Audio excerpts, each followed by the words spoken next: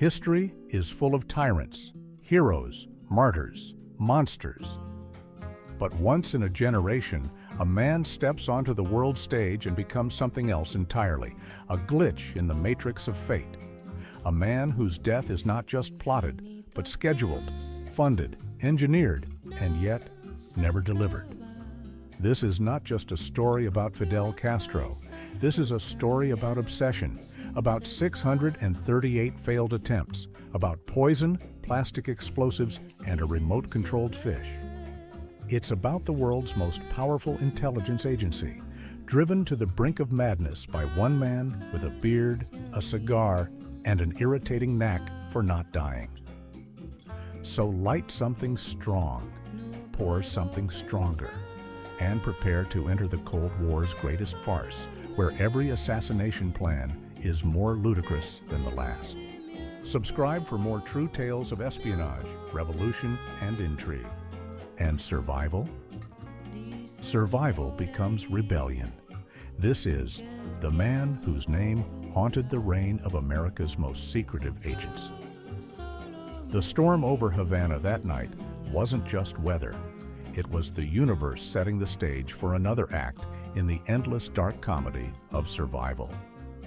Thunder rolled across the city like mortar fire, shaking the colonial facades along the Malecon hard enough to rattle the bones of Spanish ghosts still lurking in the architecture.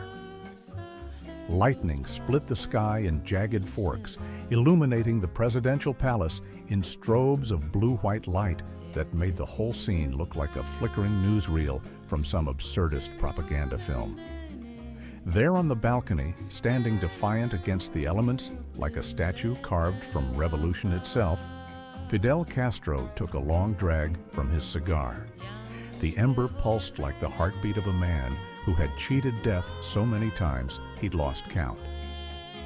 The smoke curled from his lips in perfect rings before the wind tore them apart. Somewhere out there in the storm, he knew with absolute certainty, men in dark suits and darker intentions were plotting his demise. Again. He exhaled slowly, watching the smoke vanish into the tempest. Pathetic, he muttered to no one in particular. Then, just because he could, he took another drag and blew a smoke ring shaped like a noose that dissolved instantly in the wind. The revolution would not be so easily dispersed. Down below in the palace gardens, a young guard named Ernesto shifted his weight, his rifle slick with sweat despite the storm's chill. He'd heard the rumors circulating through the barracks like wildfire. Tonight, the Americans would try again. The fifth attempt this month alone. His eyes darted to the shadows between the royal palms, half expecting to see assassins materializing from the rain itself. "Tell me, Ernesto," Castro's voice cut through the storm without raising in volume, "do you believe in curses?" The guard swallowed hard, his throat suddenly dry. "No, Comandante." Castro chuckled, the sound rich with dark amusement. "Neither do I. But the Americans? They're starting to—" The wind howled through the palace gates like a chorus of disappointed ghosts as the rain came down harder. Somewhere in the distance, a lone dog barked twice before falling silent. Castro took another thoughtful puff of his cigar. "Go check the perimeter again," he said without turning. "And Ernesto? If you see any American spies, offer them an umbrella. It's rude to let guests catch cold." The air in Langley's basement conference room B12 was thick enough to cut with a knife, a noxious cocktail of stale coffee, cigarette smoke, and the sour tang of desperation that comes from too many sleepless nights and too many failed operations. The fluorescent lights buzzed like angry insects, casting a sickly glow over the assembled men who looked more like survivors of a shipwreck than intelligence operatives. At the head of the table, Agent Richard Phillips looked like a man slowly being consumed from within. His once immaculate suit now hung loosely on his frame like it was trying to escape his body.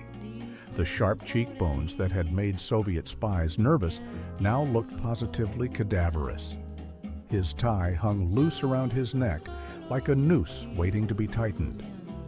Most telling of all was the persistent twitch in his left eye, a nervous tic that had appeared during Operation Mongoose and showed no signs of abating. He slammed a thick dossier onto the table with enough force to make coffee cups jump. "Gentlemen," he growled, his voice hoarse from too many hours of shouting into secure phones, "we have a problem that's about to become your problem." The projector whirred to life, casting grainy black and white footage onto the far wall. There he was, Fidel Castro in all his infuriating glory. Castro laughing with farmers. Castro swimming shirtless in the Caribbean like some kind of communist Tarzan. Castro puffing on a cigar like he was personally blowing smoke rings in the face of the entire Western world. That man, Phillips jabbed a finger at the screen hard enough to leave a smudge, has survived everything we've thrown at him.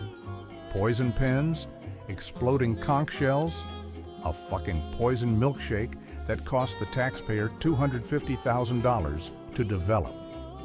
From the far end of the table, Kowalski, the team's resident pessimist and keeper of bad news, snorted loudly. Don't forget the LSD broadcast fiasco. That one's my personal favorite.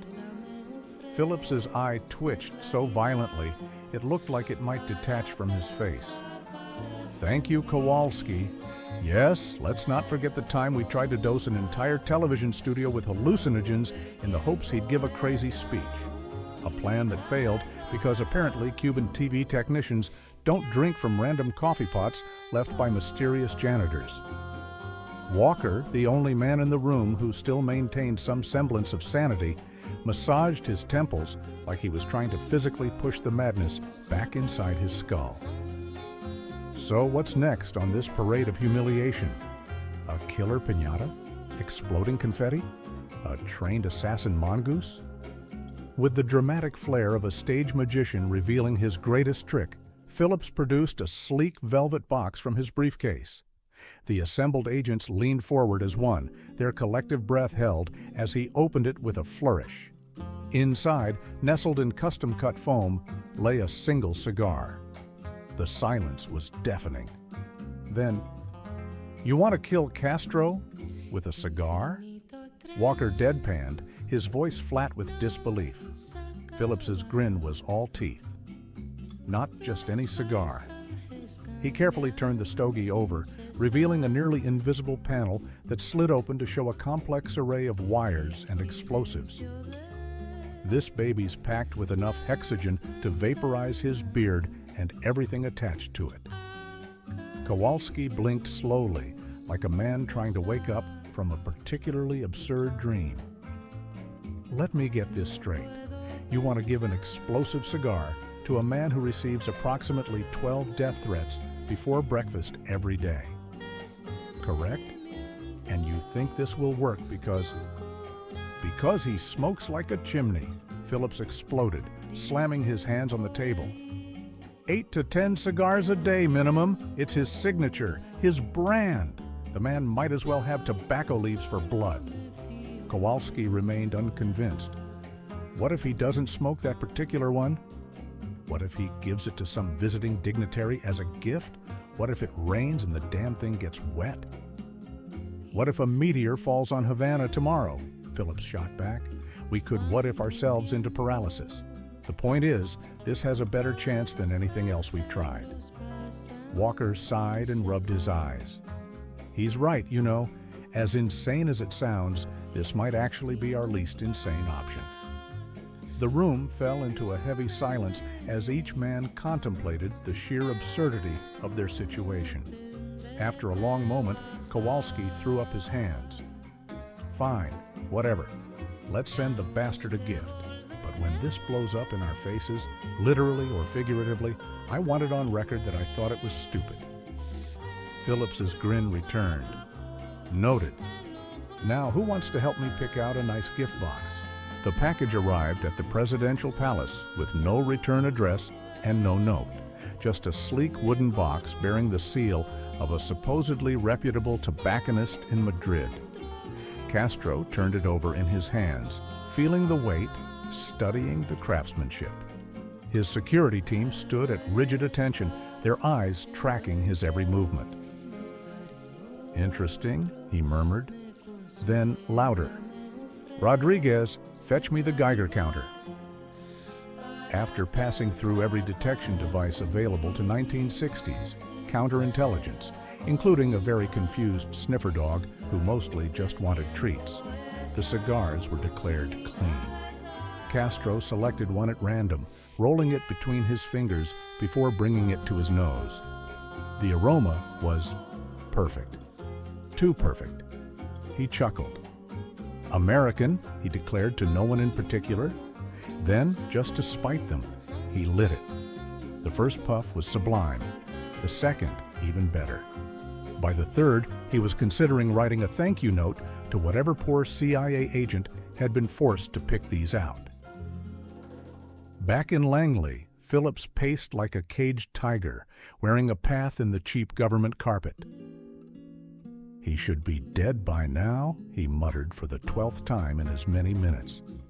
The timer was set for 3 minutes. That's 90 seconds of smoking, 30 seconds of confusion when nothing happens. Then, boom, no more Fidel. The radio crackled to life. A coded message came through in staccato bursts of static. The technician scribbled furiously, then handed the slip of paper to Phillips with trembling hands. "Target alive. Cigar failed. No explosion. Repeat, no explosion." The silence that followed was broken only by the sound of Kowalski slowly face-palming. Walker cleared his throat. Maybe he smoked it too fast? Phillips didn't respond. He simply walked to the liquor cabinet, poured himself a very large whiskey, and downed it in one go. The Langley basement wasn't just cluttered, it was a museum of failure. Glass cases displayed relics of botched plots. Case number 1. A milkshake glass labeled Project Malted Vengeance. Failed, target lactose, intolerant. Case number 2. A wetsuit dripping with fake seaweed. Operation Wet Death. Failed, shrank in salt water. Phillips kicked open the door, trailing a map of Cuba that stuck to his shoe. "People," he barked, "we're adding a new exhibit." He slapped down photos of Castro snorkeling. This is his routine. Every Tuesday, 10 a.m., same coral reef. Kowalski squinted. "Let me guess, exploding fish?" "Better?" Phillips unveiled a mechanical barracuda. Silence. Then, "You built a robot fish," Walker deadpanned. "Remote-controlled robot fish," Phillips corrected, "with a neurotoxin spine." The team watched the test footage. The barracuda veered left, beached itself, and caught fire. Kowalski slow clapped. "Bravo, we've invented the world's first suicidal fish." Maria Valdez, Castro's personal secretary, adjusted her glasses as she transcribed his speech. The CIA didn't know she was their mole, or that she was also KGB. That night, she met her CIA handler in a cigar shop's back room. "The beard uses the same lighter every day," she whispered. "Perfect." The agent slid over a Zippo rigged with cyanide gas, but Maria had already pocketed the identical lighter the KGB gave her, poisoned with polonium. When Castro absent-mindedly borrowed it the next day, both poisons neutralized each other. He lit his cigar and sighed. Americans, Russians, always in such a rush. The CIA's behavioral unit had a theory: undermine the beard, undermine the revolution. Dr. Loomis, a quack psychologist, presented his solution: radioactive depilatory cream. "Apply it to his pillow," he urged. "Within weeks, no more beard." The plan failed spectacularly when Castro's dog, Libertad, stole the pillow and became the world's first hairless Labrador. In 2015, a retired Phillips toured Havana as a tourist. At a seaside bar, an old fisherman sidled up to him. "You're the American who tried to kill Fidel," the man said. Phillips froze. The fisherman laughed. Relax. Everyone tried. He slid over a cigar.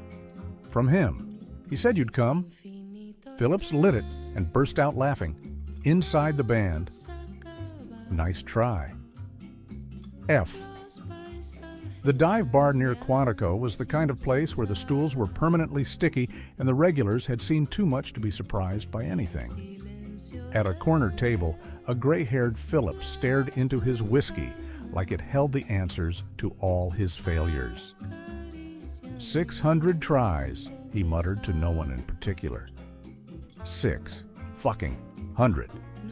Walker, now retired and somehow looking 10 years younger than when he'd worked at the agency, chuckled as he sipped his beer. Maybe he was just lucky. Phillips didn't respond immediately. He just swirled his drink, watching the ice cubes clink against the glass. You know what the kicker is? He finally said. I think he knew the whole time. I think he was laughing at us. Walker considered this, then raised his glass. To Fidel, he said with a smirk. The man who wouldn't die. The next morning, news broke around the world. Fidel Castro had died peacefully in his bed at the age of 90, outliving most of the men who'd tried to kill him. Phillips read the headline 3 times before pouring himself a very large breakfast whiskey. Somewhere in Havana, he was certain Castro was still laughing, and the band played on. In the end, it wasn't poison or bullets or robotic fish that undid Fidel Castro. It was time. The man who dodged death like a dance partner, who outwitted assassins with a cigar in hand and a smirk on his face, didn't die in an explosion or a hail of covert gunfire. He died in his sleep, in his country, in power.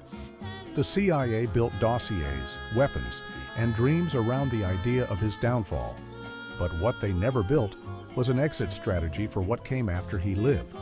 Because Fidel didn't just survive, he endured. And with every failed attempt, the myth grew larger, until he wasn't just a man. He was a symbol, a specter, a punchline, and a prophecy. Somewhere in the haze between empire and revolution, between Cold War paranoia and Caribbean smoke, there lived a man who refused to die. And in that refusal, he wrote his own eulogy. You tried. I lived. History will remember which mattered more. The file is closed. The mission is over. And the legend of the man who wouldn't die is now history. But the legacy of Castro, the name that haunted the minds of America's most secretive agency after 638 failed assassination attempts.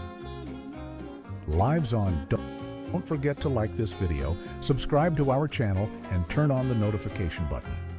Gifts and tokens are also highly appreciated as we operate independently and would love to keep bringing the truth to you.